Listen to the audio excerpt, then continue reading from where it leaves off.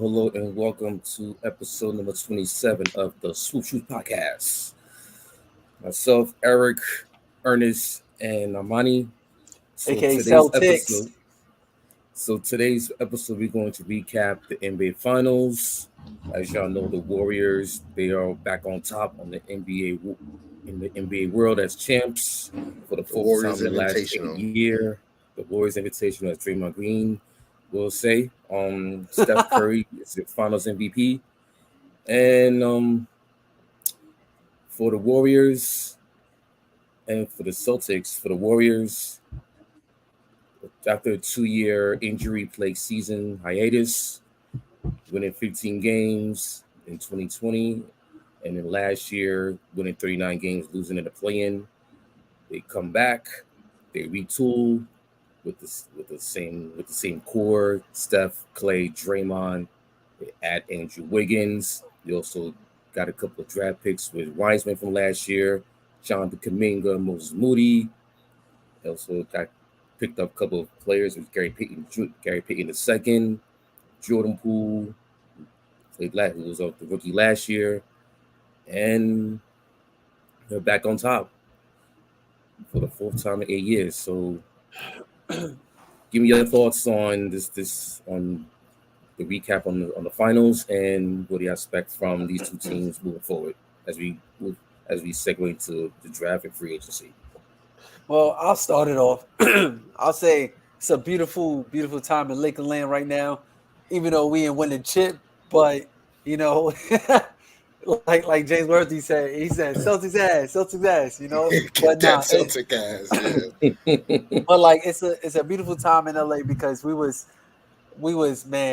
had to convert ourselves into Warrior fans for like these past 2 weeks. It was tough. Me personally, I'm not a fan of the Warriors, and I had a long hatred for Stephen Curry, but it calmed down just a little bit. So like I guess you could say it calmed down at the right time when I needed him the most. But I actually thought that the Celtics were going to put up more of a fight. I thought, like, when we was giving out predictions on our last episode, I thought that the Warriors was going to win in Game 7, but just turns out that Boston's inconsistencies and the Golden State Warriors championship pedigree definitely shined through when they needed it the most. Even though at times it felt like kind of like a one-man army for the Golden State Warriors in the play of Stephen Curry, like, Andrew Wiggins really stepped up, and Eric, I know you spoke about that on our last episode. I told you he was going to be the X factor. He came up big. Yeah. Games 4 and Games 5 had double doubles, and I thought the Game 4 one was much bigger than the Game 5 one because they needed that little spark while Steph Curry was going off in Boston. Right. And with Andrew Wiggins, he just made it really, really tough on their wings, like they call him two-way wigs now. Like I go on every single analyst TV show, and now they talk about Andrew Wiggins as a lockdown offender, and I'm just like, wow, like this is really, really crazy. Like two-way wigs, that's what they call them. But no, he definitely stepped up when the Warriors needed them the most, especially when Clay wasn't having the best game, when Jordan Poole was non-existent. But yeah, man, shout out to the Warriors for getting the job done. Shout out to Steph Curry. Like, you could definitely see the emotion on his face at the end of Game 6. Like, he really needed this one because me personally, I never counted out Steph Curry. Like, Steph Curry's incredible, one of the most incredible players that we have in our league, incredible players of all time. But, just this media narrative that since he never won a Finals MVP or will the Warriors be back, it kind of like the man has 3 rings. Like, come on now. And he's a 2-time MVP, one of them unanimous. Like, why are we talking about, all right, now we're going to put some respect on Curry's name? Like, Curry already had respect on his name, Now, I know, like, when KD came, it kind of, like, diminished the Warriors title just a little bit, but man, it's still Steph, Clay, and Draymond. Like they was out there getting the job done. And Draymond even said it himself. Even when KD was on the team, the offense still ran through Steph.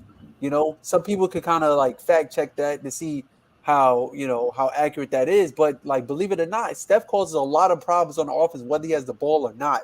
So yeah, credit to where credit's due, man. Shout out to the Warriors for getting the job done and stopping the Boston Celtics from getting number 18. And shout out to E40, man. Yeah, I mean, I had Golden State in 7. I just felt the well, I felt the road to the finals for the Celtics was more impressive. Oh yeah, But definitely. but I think also, going through 2 vigorous game 7s prior, against Milwaukee and then against Miami, I just felt like that their legs were going to catch up eventually. Couple that with the inexperience that the Celtic team has, and then what always stood out to me with the Celtics is the turnovers. Like Jason Tatum set a record. He committed 100. He has committed over 100. No, not 100. Not over 100, but 100 turnovers in this whole playoffs run.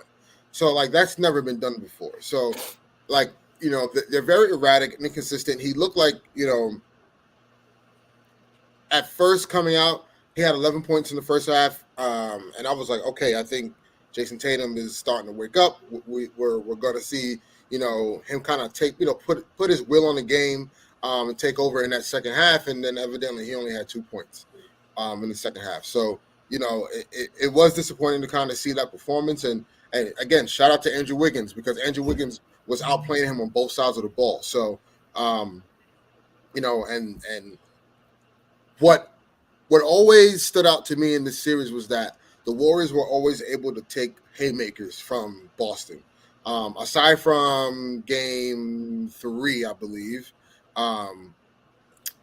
they were able just to like take those haymakers and still stay in the game.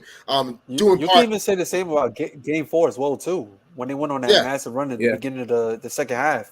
Right. Yeah. But also to a fault, it's the erratic play of how ill-advised shots that Boston has been taking in clutch moments, especially like Marcus Smart in Game 6. He literally, I believe it was Steph and like Al Horford kind of going back and forth, right, when we're hitting threes on that little run, and then like all of a sudden Marcus Smart was like, well, I want to be part of this charade, and he came down and pulled an ill-advised 3, right, with under 4 minutes left in the game, and I'm like, what are you doing? Run the offense. I get like Horford is hot and like there's this back and forth thing going on, but like Horford was making no shots within the offense, like whether if it was off of offensive rebounds, scrambling plays and things of that nature, and it was just momentum. Whereas if Marcus Smart's literally coming down the court and pulling, so like I saw from there, like, man, I didn't believe that Boston was going to close it out. Oh, well, not close it out, but at least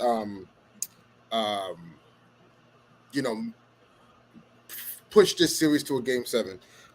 Sorry, I just got word that the Magic are in talks for Terrence Ross. Terrence Ross. Oh, that's a nice pickup. Hope they're asking for a bunch of second-round picks. Lakers got all that. Knicks. But anywho, again, shout out to Golden State Warriors for doing the Lord's work and preventing the Boston Celtics from getting number 18. Steph Curry has shown he can win without KD, win with KD. However, people look at it. I was always on the record. I don't care that KD went to Golden State. Yes, it was upsetting, but like it is what it is. This has been happening for years in the league. It's not just a new phenomenon that players want to, great players want to play with each other. Like front offices want to do that too. So let's not get that twisted. So, at the end of the day, shout out to Golden State, and Steph Curry has entered a new upper echelon of basketball immortality. And I asked this question to you guys because it's been a lot of talk about him being the greatest point guard of all time, as Andre Iguodala has stated, as Kendrick Perkins has stated, I cannot get on that train. Being on a Mount Rushmore, I cannot get on that train either. But Steph Curry is, in my opinion, a top 10 player of all time. He is arguably the second or third best point guard to ever play the game. I have him neck and neck right now. It's Magic Johnson. It's the best point guard of all time. And then I have Isaiah Thomas right after. So, like, Steph and Isaiah is kind of like, you know, I would say combatant for that second spot for me. You know, I can't call Steph the greatest point guard of all time when Magic Johnson has 5 championships, right? And he has 3 Finals MVPs, like multiple time All-Star. He won one of those championships as a rookie. In his rookie year, he was the Finals MVP and rookie. Like, it's crazy. And he had Bird to start got game rookie 6 at center that season. Right. Bird got game, rookie of the year that year, and statistically, Magic had the better numbers. And then he went in and had to sacrifice him, you know. And listen, I get Steph Curry, the greatest shooter of all time, changed the game, but let's not diminish and overstep what Magic Johnson has done. He was one of the 2 people that saved the league. Literally, there would be no Steph Curry if Magic Johnson didn't become who he was. So let's not forget that. Like that will never. Remember, Steph Curry. It was between him and Monte Ellis. Who always wanted to build around and wow, trade. They dodged a bullet, and they chose Steph Curry over Monte Ellis. And remember, Steph Curry had those early ankle injuries in his career. They were calling him paper tape Steph. That's like the red and the blue pill. Yep. Right. And I just think, you know, look, there's this thing going around Lakers Twitter. Right, and I always like to shout out Lakers Twitter because we can be toxic as hell. But quite frankly, how we're looking at Steph Curry is his competition is Tony Parker right now. So, like, Tony Parker got the same chips, right? Like, you know, like, listen, yes, Tony Parker's not the greatest shooter of all time, but I'm just saying. So, you know, Stephen Curry. But all in all jokes aside, Steph Curry is top 10 player of all time. I think you can take Will Chamberlain out of that top 10 for me personally. My top 10 in no order would be Kobe, LeBron, MJ, Kareem, Magic, Russell, Steph, Kevin Durant, Tim Duncan, and Shaq. That's where my top 10 is. Larry Bird does fall out of that as well. So it's just that's again, it's all you know, it's subjective and, you know, to each his own. But that's just me, and that's my take on the finals. And again, big congratulations and shout out to Stephen Curry and the Warriors. And honestly, the feel good story for me was Klay Thompson. Like, for him, you know, being out for those 2 years, you know, getting hurt in the finals and then coming back, playing in the finals. Didn't have much of a great series, but to see his, you know, to fight through that and now persevere was really huge. So that was a feel-good story for him. And Kevon Looney, man, shout out to Kevon Looney. He had a great series, in my opinion. You know, battled down low with rebounding against Al Horford and those guys. So, you know, couple guys that really shouted out, and Jordan Poole kind of started to find his own. Like, you kind of saw as the series went on, Jordan Poole started to figure it out. So that's a danger, you know, for if and when Golden State is willing to pay all these guys, which I think they will. Golden State is going to be a problem, you know, for seasons to come. I heard the Sacramento Kings are looking at Looney. Like, Yeah, I just got that alert before we went live. Yeah, I'm in the Hornets. Yeah. The Hornets have been in the searching in the market for a center for the longest. So, any center is going to be kind of connected to them. But needless to say, to jump to the next subject as we jump off the final. Let me just ask this question real quick to the both of you guys. As young as Jason Tatum is, does he get a pass for this one? No. Why? You can't in a. I know what you're gonna say. No, see, so You can't channel Kobe and kind of show up like there, that. There you go. You know, Right. but also too, like, even more closer to, like, more reference to that is, for me, in Game 6 against Milwaukee, what did he do? He put up a 40 burger, right? Mhm. And like, in that game mattered. Like, they needed to win that game to push that series to 7. So, like, where was that? And you always had that, right? So if you're a top 10 player in the league today, there's no excuse as to why you can only score 2 points in the second half, right? And you shot as poorly as you shot from the field. So like, Jason Tatum's gonna finally realize, like, now his game has to, like, take another leap.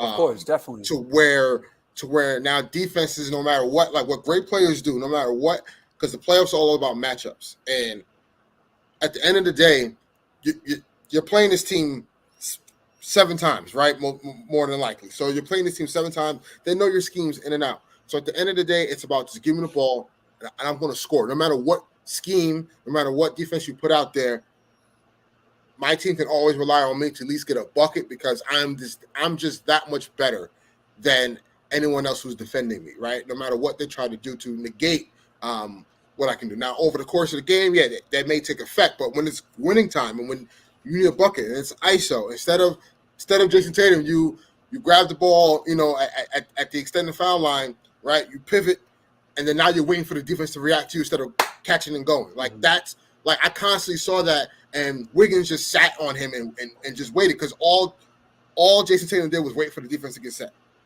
And that's one of his struggles. If you look at Jaylen Brown was just gonna, I'm catching and I'm going. We're either gonna shoot, make a move, go to the basket, wherever. Even if I miss it, I'm gonna stay aggressive and put pressure on the rim and put pressure on the defense.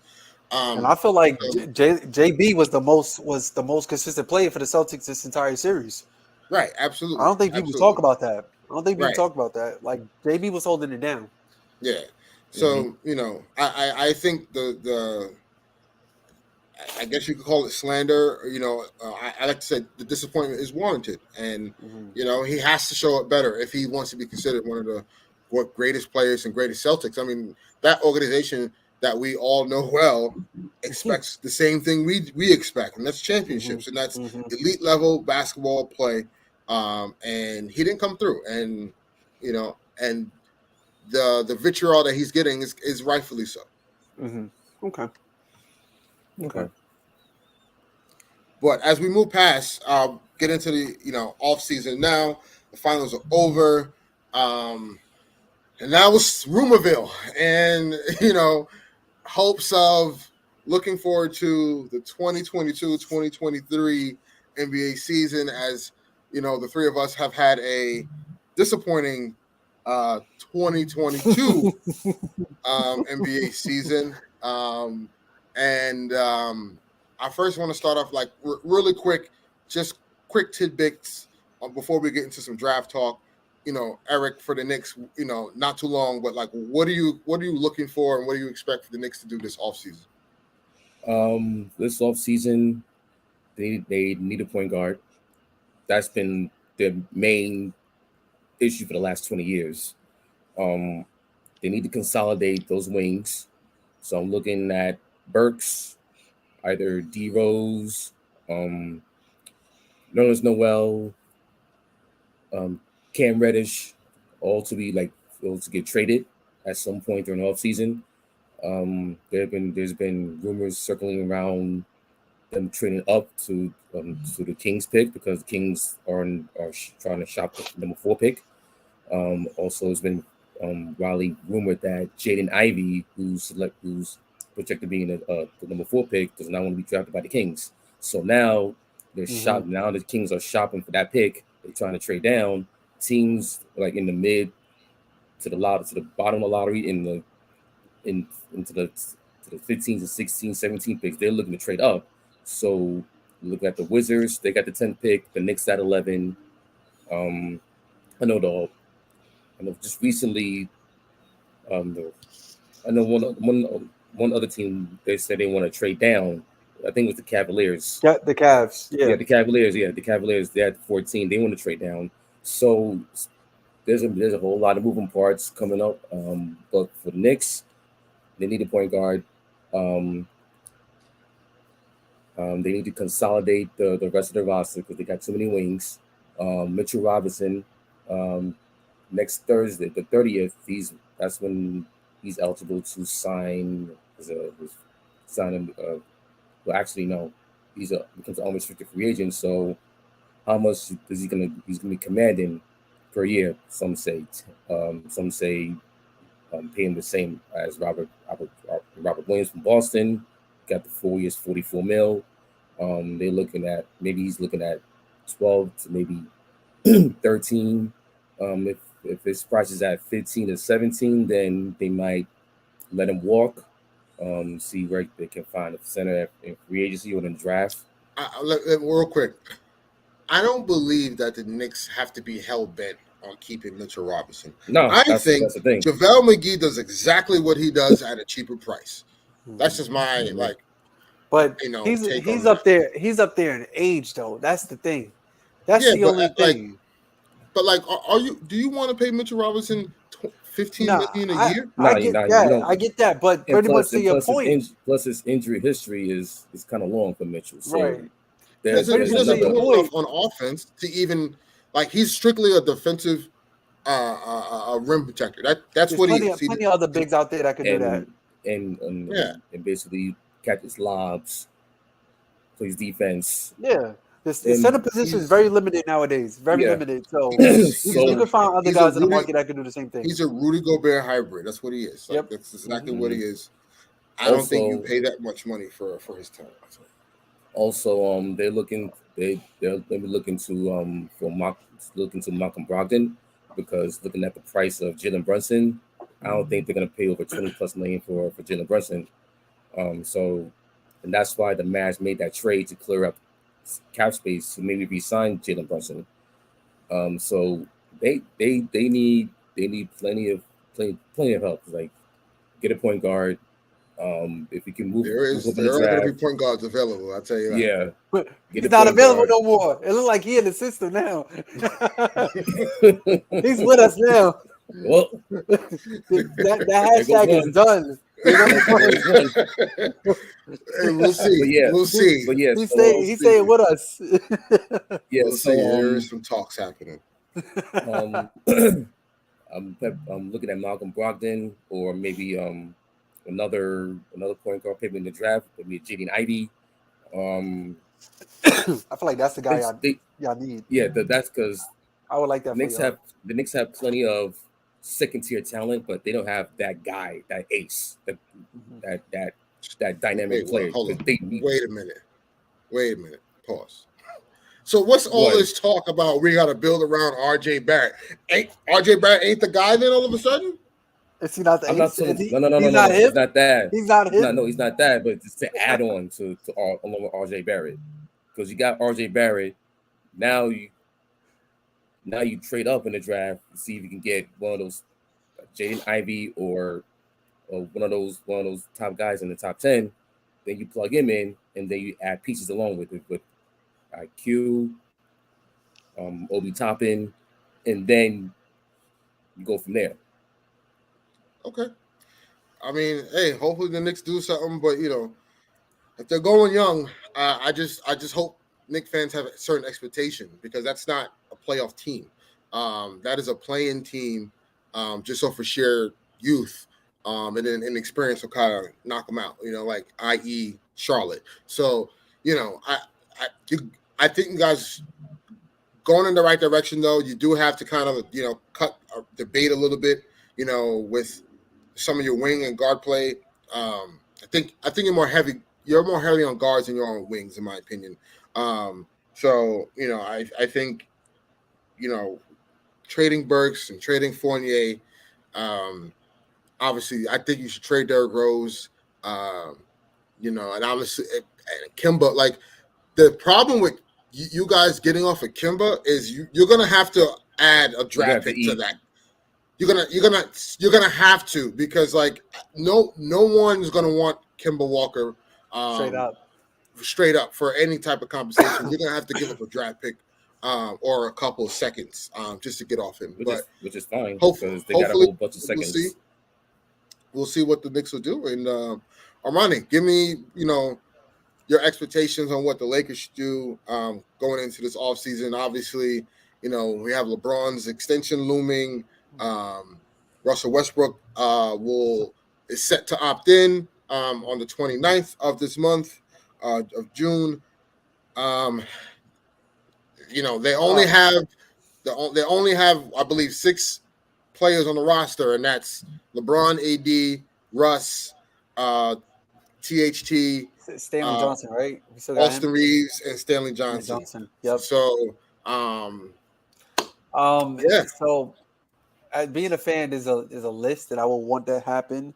I know that Indiana trade has been looming, like the services of Malcolm Brogdon, Buddy Hield, Miles Turner. I've been hearing those 3 names, and I've heard more and more. It's been Miles Turner and Brogdon, and I like that, or Miles Turner and Hield. And Buddy Hield, yeah. I think I'll let you go, Rook. I just think this trade to me is going to depend on where the Lakers' philosophy is going to go as far as who's going to play the point guard. Because if they trade and they get Hield and they get Turner, clearly to me that means LeBron's going to be the point guard going into next season. Mm-hmm.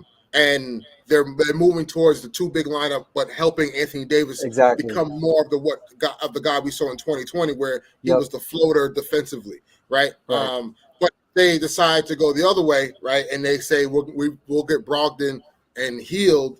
Brogdon and Hield. Then clearly, LeBron and AD will probably be playing the 4 and 5 with more spread out offense. So again, I think whatever trade happens, we'll know the direction that the Lakers are going to go. But also at the same time, there is a possibility that Russell Westbrook will still be on this roster next season. Yeah, it's for me, it's a win-win.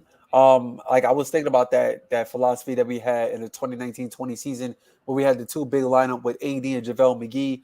And, JaVale McGee kind of was the guy to take up all the fouls, the defensive assignments for that big guy down low, and then LeBron kind of ran the point when we had Avery Bradley and Danny Redd looming the perimeter, So it's kind of, it will be the same thought process depending on how we do as a team on the offensive and defensive side of the basketball. But either one of those trades is a win-win for me. That's good in my book. I would say coming in at number 2, Malik Monk. Like, man, that kid can ball. I really do want him back on the team if we need a spark plug, like he's the guy to go get it. And we definitely see how him and LeBron played when they're on the court with each other. Even though Malik Monk isn't the best playmaker, like he's still an offensive threat that you got to worry about. Like I remember there was that stretch that we had with him and Braun was like running like a lot of pick and roll, getting a lot of mismatches and stuff like that. And it was fluid. They had me saying that Malik Monk and LeBron was like the best 1-2 punch since D Wade and Braun. Like that's how fluid and smooth it was. Hey, as a Laker fan last season, we didn't have much to be happy about, so you got to enjoy the little things. You know what I mean?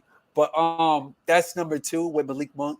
Number 3, I want to keep Melo, man. I want to get Melo his ring, yo. And like Melo told about Melo, the Knicks want Melo back. Nah, y'all had y'all chance. Y'all kicked him out of New York. Nah, let him stay in LA and let him go to Brooklyn. He might go to Brooklyn. He'd go to Brooklyn. But don't go back to New York, man. Like, so I guess you could put Melo and Dwight in the same tier as well too, because Dwight still has so much to prove as well too. Like, I would love to have Dwight. It's just that he didn't get properly used last season. I would say those are probably the 3 things that I would want to happen. And I already, I'm living with it that Russ is a part of the team now. Like, like we're going to keep him. I've read an article, kind of skimmed it, but just some of the conversation that him and Coach Darvin Ham had, just wanting to tweak Russ's style a little bit. He wants Russ to be more of a slashing, more pick and roll, more involved in the offense instead of being in the corner and being more spot up, because he's completely useless. Like, like Russ, we all notice he can't shoot, so like to give him moving, like kind of reminds me of that game when I believe it was heading into the All-Star break or after, I can't remember, but when we played the Warriors, to see Russ constantly like cutting to the basket, moving off the basketball. It made the offense a whole lot fluid because they give us a lot of different options. So yeah, that would be, I guess, say 3 or 4 things that's going to happen this season. And more play on the wings. I want to see Austin Reeves get more action, see Stanley Johnson get more action. But like I've been hearing OG Anunoby, I've been hearing Bradley Beal, Zach LaVine is scheduled to resign back to the Bulls. But all of these different names, it's just like, all right, figure out what we're doing as a team, and then let's worry about the outside forces like later. We got to figure out the identity first. But this identity that Darvin Ham has, it kind of very reminiscent of the 2019-20 Lakers. Yeah, I think there's a lot of variables that has to like kind of line up and happen for the Lakers. They have to build the correct roster. Like last year, clearly it was an effort issue. Guys didn't buy into the coaching staff. The philosophy wasn't the same as like the roster talent makeup. So, they have to figure out what's the identity of the team, and then what players are going to match that identity. Right. So, obviously you need wings. And if you look at Darvin Ham and where he's come from with Milwaukee, and even to a lesser degree in Atlanta, he's coached big teams. Like these guys, if you look at the lineup in Milwaukee, right, it was literally like at any moment you had Brook Lopez, Giannis, Middleton, Drew Holiday, and then you would either throw in Pat Connaughton, or you would throw Wesley in Matthews, or you would keep one of those guys in it and take out Brook Lopez. Then you got Bobby Porter. So like it was an interchangeable lineup where you have a bunch of wings that can guard multiple positions and also can shoot the ball. Mm-hmm. So hopefully Anthony Davis, it comes back healthy and right next season. I don't make a big deal of him not touching the ball since April 5th. People got to relax. Yeah, once it was put into perspective, the understanding, but of course that's going to be the headline. You know what I mean? Yeah, that's people got to understand. Like, and again, like, because I ain't gonna lie, when I seen that, I tripped out. But then when you go on Twitter and start to read the details, it's like, all right, you know what? But it wasn't even. But like, here's the thing. Like for me, when I first read, I was like, wait a minute. And then before I like quickly overreact, then I was like, wait, this is the first offseason he's had where he has nothing just to focus on but basketball. Yeah. So if you look at it, right, the year he's got traded to the Lakers, that was the most time he's had off, right? Because New Orleans sat him towards the end of the year, the infamous "That's All Folks" T-shirt and everything, and then he gets traded to the Lakers. They look great. He's healthy. Then they had the stoppage because of the pandemic. That 4-month layoff. Then they go back. They win the championship, and then the season starts right a month away. and a half later. Right. Yep. So and AD was going into the offseason with a foot injury. So you had that, and then going into the offseason that year, that was typically like a month off. He couldn't get back into his normal routine, so his body wasn't right. Everyone got hurt. Every team that played late into the bubble got hurt that following year. Right. Yep. So then you had that, and then after that, AD had the groin injury in the playoffs against the Suns because his body wasn't right the whole year because of the short offseason. So he goes into the following offseason with a hamstring. I mean, with a groin issue, yep. And then on top of that, the dude gets married. So like, there was a whole lot of stuff going on this last offseason. And then you add addition to Russell Westbrook, the roster's overhauled. So like we gotta give AD some slack here a little bit. And then last season, what happens? He gets 2 freak injuries that like he can't predict that. It's like someone falling into his leg causing an MCL strain or damn near tear, and then he's going up for a lob that Malik Monk kind of just like botched, and he lands on Rudy Gobert's foot, which was a grade 2 high ankle sprain. Like, and on top of that, he came back early from that ankle sprain because we had a chance to get in the play-in, and he still wasn't right. So it's like, we got to give AD some slack. The fact that he has such a ball since April 5th means that, he's working on his body. So give the man some slack. I understand it. He had a career low percentages in shooting from the field. 19%. Trash. And the 3-point line. But like we gotta put things in perspective. So I say that to say like the Lakers also have to figure out like if they're gonna keep Russ, what does that dynamic look like? and they have to get the right pieces around them to ensure that they're displaying their best skill set. And the biggest thing is defense and sacrifice. Like if Russ can just come in and use his physicality and his focus, focus. and use his That's part of athleticism. it. That's a big part of it too. Yeah. And use his athleticism. I think there is a way, there is a universe where this works and they win the championship, with those three guys. So it remains to be seen. I hear a lot of conversations. Listen, the Lakers are willing to trade Russell Westbrook. That is out there. It's just for the right price, and it's for they don't want to give up too many assets to get bad contracts for guys that are not going to produce. Yep. They would rather take bad contracts for guys that are going to produce in that scenario. So that's why I truly personally, if it's not Indiana, I would call the Knicks, because I like Evan Fournier and I like Alec Burke with that team, because I think Alec Burke kind of takes off some of the ball handling skills from LeBron, and then Evan Fournier is a shooter. And man, I think with AD and LeBron on the court, with Evan Fournier, you're gonna get a lot of looks, man. He's gonna get a lot of open looks. So but again, it's all about the commitment on defense. We know Darvin Ham's a no-nonsense coach, and that's what he's asking of his players, and that's what he's expecting of his players this coming year and the next couple of years. This is possibly a weird take, but I can see KCP back on the roster, man. I can see that. Yeah, I mean, listen, there is, again, if Bradley Beal is a thing, which I don't believe the Lakers should go out and try to get another big star with a big contract, and you're top heavy, and all you left is back to square one minimums, right? But if they do make this trade somehow and they get Bradley Beal, the trade package would be Russ, THT, Kendrick Nunn, and then you'll get Bradley Beal and KCP in that deal because the money works, right? And you could, however you figure out the draft picks and the protections and all that stuff, that could get added. But like that can work. Now I'm okay with getting KCP back and Bradley Beal. All right, that makes some sense to me.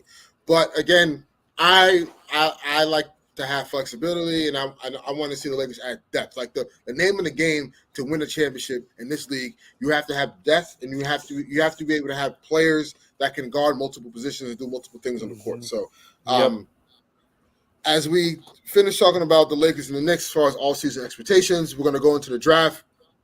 As you know, the Orlando Magic have the number 1 pick this year. Personally, I don't think they're going to pick Chet Holmgren. I don't think he is a number 1 pick for what they need. Given the fact that Jonathan Isaac should be back next season for them, Mo Bamba may be on the trade block, may not be. I don't think they need another big man in that system, in that program. I think Jabari Smith should be the consensus number 1 pick. Adding him as a small forward, power forward type of guy, that's what they need, right? With Cole Anthony and with Jalen Suggs, I think that's a team you can kind of build around. You know what I'm saying? Like, and this is why Terrence Ross is up for trades, because it's clearly like they want to go younger, right? They can have a starting 5 of or Jonathan Isaac or Mo Bamba, Jabari Smith at your 4. Your 3 is Chemi Okoke, right? Is that how you say his name? Okiki. Yeah, Chemi Okiki, and then you'll have Suggs and Cole Anthony as your backcourt. Also, so you got a Franz Wagner. Right, and you got he had a pretty good season too. Mm-hmm. Right, so they could really play a small ball lineup that can spread the floor. Jabari Smith, has some NBA comp as draft experts that said as Kevin Durant as far as his shooting.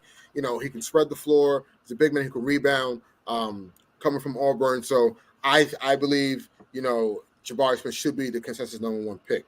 Coming at number 2, right, Oklahoma City. They have the 2nd pick in the draft. Who knows what they're going to do? They have, I think, 30 first-round picks coming up in the next few years. So it's insane how much picks they got. And then I believe they picked up another first-round pick in the trade that they just did with the Nuggets. Denver. JaMychal Green. They acquired JaMychal Green, and a first round pick. I believe for who did Denver acquire in that trade?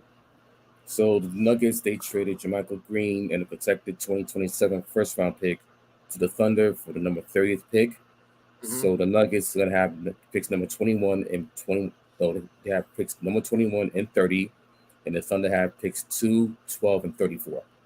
Wow. It seems like to me Denver may be packaging those 2 first round picks to upgrade their roster. As you know, Monte Morris and Will Barton. Will Barton is on the trade block, so you could probably get some good depth and some pieces for those 2 guys plus the 2. They're trying to get that third guy. That's what it is, especially with Jamal Murray coming back. It could be they're trying to lock that in. We hear a lot of Damian Lillard talk, and him and Jokic teaming up together, which would be a dangerous duo. But we'll see. Portland is also in the game. They're retooling, but I think if the right trade comes along for Damian Lillard, they would rather rebuild. So we'll see what happens. But I think also they're also trying to shop that number 7 pick. Yeah, that's what I was. So I think OKC picks Chet Holmgren at number 2. I think they need a center. Obviously, Derek Favors is not the guy that you kind of want going down the line with the young guys that you have with Kenrich Williams and Shai Gilgeous-Alexander and Lou Dort and stuff like that. So and Darren Baisley.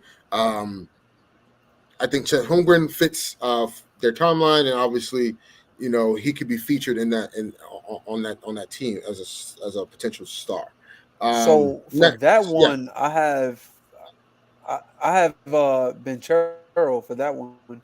Oh, you have Banchero going too. Okay. Mm-hmm. I can see it. I have him for 2, and I got Holmgren for Houston, just because the trade that they just made. If I know, obviously, Houston is 3rd and Oklahoma is 2. I know Houston, they made that trade to get Christian Wood up out of there. And their decision making process was to free up more space for Holmgren. So definitely, I feel like that's their guy for them. That's who they circled on the draft board. I would debate you on this, because I feel like the reason why they got rid of Christian Wood is because they want to feature Şengün as their starting center. Do they really want to go that route? He's playing well. The kid is good. He played well. He played really well, though. He's good. And that's why I think Banchero makes sense for Houston, because Banchero is a point forward, to speak. He's more like a hybrid point power forward shooting guard. But you can play that center at times. And I think with him, with Jalen Green and Kevin Porter Jr., I think that's those are the, and then you add Şengün in that, like those are the 4 guys they kind of want to build around. And then obviously they will get something for Eric Gordon. I think he will be traded this offseason. And to add some youth to that team. So that I got Banchero going 3 to Houston. That's just me. But I see what you're saying. You may be right. Holmgren may go 2. May go 3, and Banchero may go to OKC. So we'll see. But remember, it was reported that Banchero told OKC he didn't want to go there. But we'll see how that goes. So for number 4, this one is tricky. It's tricky because the trade up for the Knicks. They want out of that. They want out of that spot. Because the GM of the Kings, they're looking to win now, because he's on the hot seat. So they're looking for win now players. All right, so they're trying to get into the play-in. So it's like, it's the Kings. It's the Kings. If the Kings are smart, you have De'Aaron Fox, and you have oh Davion my Mitchell. gosh, Davion Mitchell. I was about to say Donovan Mitchell, Davion Mitchell. Those are your two like kind of young featured guys, You also got Sabonis. and you have Sabonis. But I I feel like think they want to hold on to him. yes, Yeah, I think yeah. Keegan Murray to me because they need a forward from Iowa makes sense. Now, if they want to trade out that fourth pick, and here's the thing: if they're trying to win now, who are they going to get with that fourth pick? That's going to be like, oh, guaranteed playoff team in the West, like that'll push them to that threshold. I don't think there is one. Like, and this is my opinion. So I just think like you unless you just again, I think the best direction for them is just to draft at number 4, and if they really want to go younger, they really want to get some pieces, you trade Sabonis. And get. I know that they just acquired him, but like their direction is kind of weird to me. Next, number 5, we have Detroit Pistons. Detroit is very intriguing. I believe Detroit is on a trajectory to be really, really good in a few years. I told y'all, I said this last year, like, hey, in the next couple of years, watch out for this team. Yeah, with Cunningham, Killian Hayes, Isaiah Stewart, Sadiq Bey. and Sadiq Bey. I think they're going to trade Jeremy Grant, obviously, to go younger, and this is tough, but you take the best player available, and I think Jaden Ivey goes to Detroit at number 5. I had Shaden Sharp to help out Cade on the perimeter. I had him 7 going to Portland. He's a wild card, Shaden Sharp. Right, he's a wild card because the only reason why is injury. Yeah, he hasn't played. We'll get to we'll get to next. Indiana number 6. I think they get AJ Griffin from Duke. 6'6" forward. If Indiana wants to go young, clearly, they're not sold on the tandem of Brogdon and Hield. Turner's been on the trade block, so I think they're just going to go full rebuild and build about Halliburton. Right, and build about Halliburton. I think AJ Griffin from Duke is a great compliment player to him. Next, Shaden Sharp. I had him going to 7 to Portland only because I think him with Anthony Simons is a good backcourt, good young backcourt. It's going to put up a lot of shots. A lot of fast-paced offense between those two guys. Obviously, if Dame Lillard is still there, that may change. So that's why The only thing with that though, if let's say if they do pick him up, right, Portland, I feel like they could possibly fall into that same cycle they had with Dame and CJ. That's just what I'm thinking. Mm-hmm. It could be the same thing. So I don't know. Like they might want to look at a forward. So they might want to look at a forward for this one, like an interchangeable forward. But I just think if they pick up like another guard, it's going to fall into the same thing. What about Jeremy Schoen? What's up? Say that again. Jeremy Schoen. I had him going 10 to Washington because I think Washington they're poking around 4-point guard, which means I think they may want to give up some forwards because they have a logjam there at the forward position with Kuzma and Rui. And then you have you still got Porzingis, right? You have Porzingis, and you have what's the center's name? I keep forgetting his name. Gafford. Yes, Daniel Gafford. Yeah, right, and he has emerged as a really good player. Yeah, I like him. Hustle guy. I like him. So I had him going 10 as their young piece of forwards. But But 8th pick, New Orleans Pelicans. I believe New Orleans is going to trade this pick because I think they believe they're kind of knocking on the door of being a consistent playoff team. From the emergence of Brandon Ingram, CJ McCollum being added, and then they're getting Zion back. You couple Jose that with Alvarado, Jose Alvarado, Herb Jones. Herb You know what I'm Jones, saying? Trey Man. Trey Man.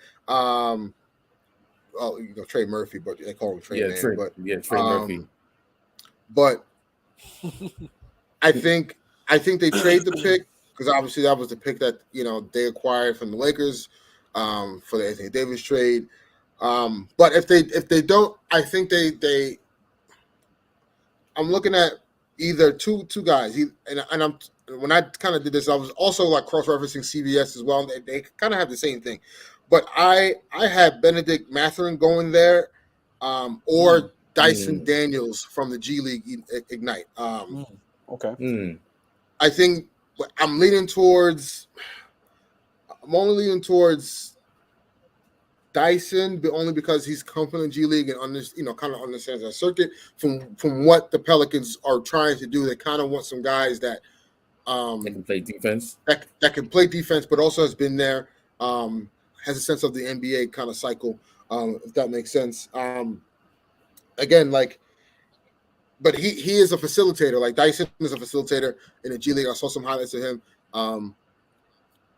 Is Jose Alvarado going to be your starting point guard, right? Like I don't think so. No. So again, you gotta need somebody that can facilitate and kind of help them, run the offense with that. And then the 9th pick, San Antonio.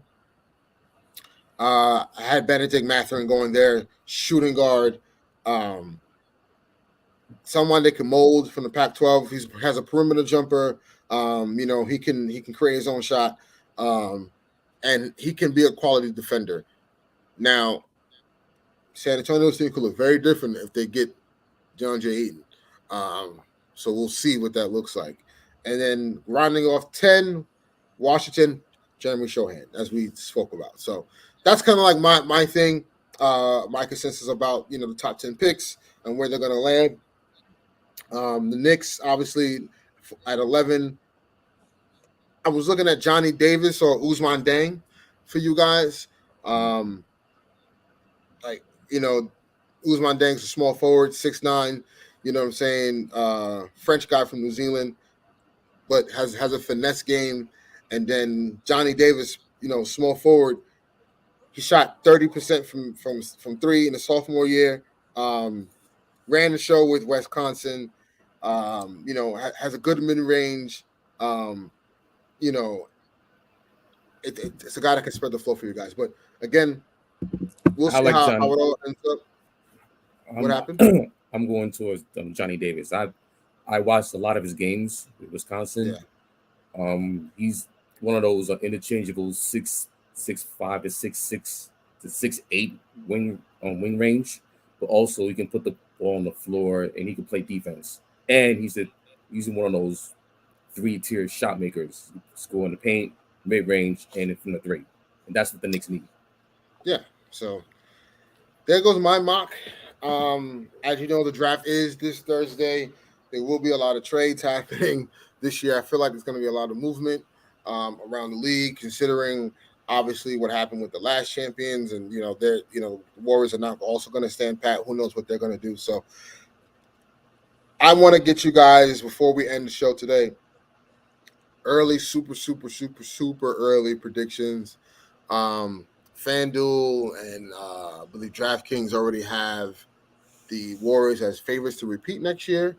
This is not. This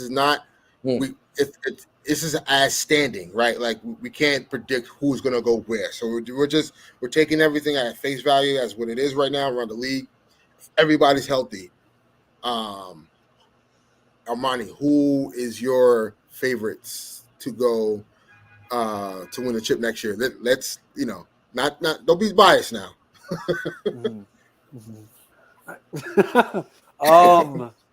Sheesh, the favorite. I got the Bucks. Again. I'm not going to count them out. I do feel like if Middleton was playing,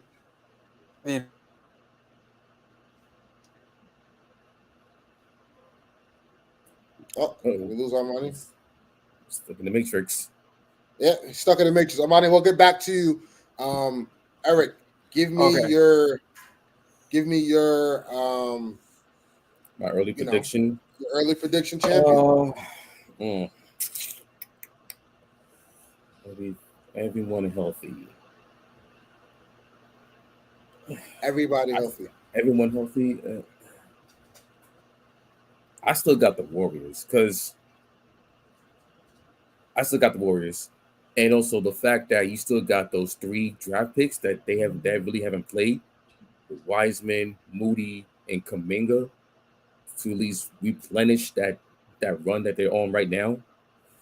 And who knows who they can get in free agency? I heard that Bradley Beal is in the Warriors on the Warriors radar. So it's like that's not happening.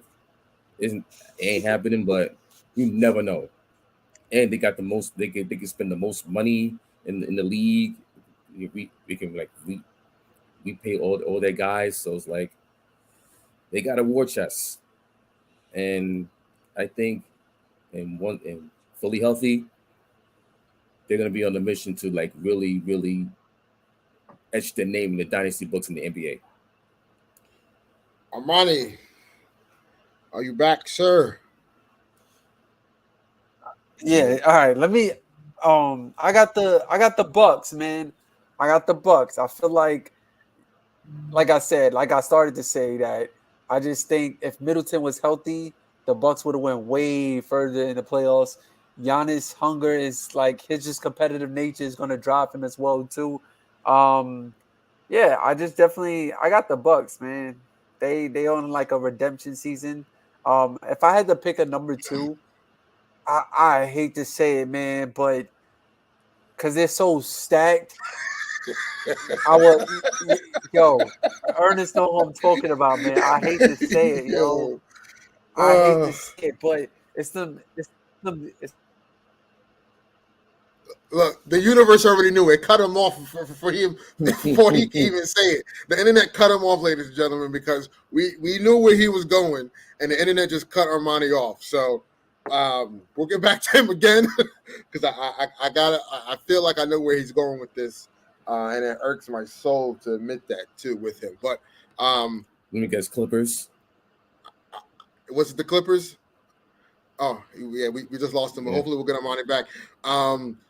For me, I'm going to say this is fully healthy now. No issues surrounding the team, no distractions, no part-time. I'm going with the Brooklyn Nets. Only because, man, before KD went down with his MCL injury and that 11-game, 12-game losing streak they went on, they were the number 1 seed in the East. And they were beating everybody, all the top teams. So for me, it would have to be the Brooklyn Nets, fully healthy, with Ben Simmons healthy, with Kyrie, no vaccination things or anything getting in the way. Kevin Durant doesn't get hurt during the year. Yeah, right, exactly. Mm-hmm. And I just feel like it's the Brooklyn Nets would be the favorites going into next season fully if everyone was fully healthy. Again, when Kevin Durant went down, they lost 11 straight. Before that, they were the number 1 seed, and they were waxing teams. So that duo, Kyrie, and listen, I know what happened against Boston, but I think if they had someone like Ben Simmons there that was there all year, right? Like not just throwing in after a back injury, after his mental health issues and the back injury, after not playing all year. I'm saying he's been playing with the team all year. He's been healthy. Kyrie has been there all year, no part-time. KD was healthy all year. They had, they got the guys like Drummond. The Nets win it all to me. I don't think there's no one on Golden State that can contend with Kevin Durant. Even if Kevin Durant was even on Golden State today, he would still be the best player on that team. So, Bucks are on number 2. but they're tied with another team that I hate to admit that lives in the basement of the crypto.com We can talk arena, about it. We can talk about and they get fed the scraps, when we're done with the main course meals, because they're so stacked, and with the additional Norman Powell, Robert it's Covington, Wing Kawhi Central, Leonard, man. it's wing. They're basically Toronto West. Toronto of the right, exactly. Yep. Just I agree. older. Yep. So No mismatches, no hunting mismatches, man. yeah, It's you just can't hunt mismatches against them. And I just can't refute the exceptional coaching job that Ty Lue continues to display. To me, he is the best coach in the game today, aside from Steve Kerr, and of course Darvin Ham. I think is going to be the best coach in the league next year. But no, all seriousness, I just think it's, for me, it'll be the Nets, Bucks, Clippers, and then the Warriors would be like following up right after that. Yeah. So I know I kept getting cut off, but to elaborate on the Clippers, man, it's pretty much Wing Central, man. Like imagine you trying to hunt mismatches, and you got Kawhi on the ball. Kawhi switches off. You got PG switches off. You got Norman Powell switches off. You got Robert Covington. Like you in for a long night, It's man. nasty. Like, It's nasty you're, over you're, there, man. you're in for a long night. But we haven't seen Kawhi play ball in 2 years, so that's Yeah. that's something to take watch on as well too. And I know PG, like when he came back from injury, he was starting to come back in his own, but unfortunately we couldn't really see much of that due to the Pat Bev led Timberwolves, crushing that dream. But Kawhi, man, he's when he's healthy, like he's unbelievable, man. Like people Yeah. forget that Kawhi It's is that guy because of everything, but he's him. He's him. He's him. He's yeah, dangerous, man. I you know, Kawhi, as much as Kawhi made that whole free agency thing has annoyed me, um, I can't refute the talent that this man Oh, has and the don't bring things he that can up, do. man. Don't So, bring that up, I man. mean, look, we won a championship in spite of that. So I don't, whatever, right? Like Right. he could hold that 3-1 L. He got to hold that to the chest. But Yeah. I just think that Clipper team, and they listen, they're gonna try to prove a point because they know, hey, y'all haven't done nothing since y'all been out here. So Yeah. and they also know that the disappointing season the Lakers had last year, and they're trying to change the narrative with that. So, the West is going to be. People thought the East was going to be like the East was such a crazy time this year. How competitive was it? The West is going to be better than the East next season. Like Yeah, that's just my opinion. I think it gets balanced out again. It gets balanced. It gets restored again because this time in the Western Conference, like it was plagued with injuries. So of course, if you have your regular season matchup between the Eastern Conference team and the Western Conference team, of course, the East is more likely to win due to the injuries and stuff like that. But it's gonna Yeah, pretty much balance is gonna be restored. yeah. Like there's legit. I would say maybe 5 teams in the East. We got Milwaukee, Brooklyn, Boston, uh, Miami, and Philly, right? You could throw those 5 teams and say, okay, like these are the best 5 teams in the East, and then in the West, you have It's Phoenix, a you dogfight. have right, you have Phoenix, you have Golden State, you have Memphis. You're gonna have the Clippers. You're gonna have the T Wolves. That's already 5. I didn't even get to New Orleans. I didn't get to Denver. I didn't get to the Lakers. I didn't get to jeez. I didn't get to oh my gosh, I'm drawing a blank here. Dallas, whatever Dallas. Dallas Oh does my this year. yeah, Dallas, Yeah, exactly. Dallas, whatever Dallas does this year. I feel like Right. Utah is So out of that question. Utah and yeah, Portland is out of the question now. Utah and Portland's out the question. But again, the Timberwolves replace one of those guys, right? Like, you know what I'm saying? So New Orleans places another one You of just got to those mature teams. up, straight up. Yeah. So I think the West next year is going to be a total massacre. It's going to be interesting to see. And, tune into next episode, man. Right after the draft, we're going to have a show and we're going to talk about the things that went down and the possible trades that may It's going to be a happen. whole lot of. It's going to be a whole lot of action these next couple of days. This draft. And yeah, and we'll see what happens, and hopefully our teams make the right decisions to catapult us forward to the land of glory and immortality, because that's what we're fans for, and that's what we're here for. So Leon Rose, you're on the clock, bro. Hey, Rob Pelinka, you already know what you got to do. But until next time, guys. Thank you for tuning in to episode 27 of the Swoosh Hoops Pod. It's been a crazy year. It's the first time that we got together to do a podcast like this, and to be consistent with it. Really wouldn't want any other partners but you two guys. So thank you for a good season, a great season, ups and downs and rants and all the guests. The 75th anniversary of the NBA was one for the books, man. Yeah, I was watching I was watching a 10-minute video on Twitter, and I can share it to you guys when we get off. But like, it started with AD, Braun, and Russ for media day, and then like it's like a timeline of everything that happened through the season. And I'm looking at some stuff like, damn, that happened. Like I forgot that Steph Curry passed the record for like most threes. I forgot about that. How could you? He did it at the Garden.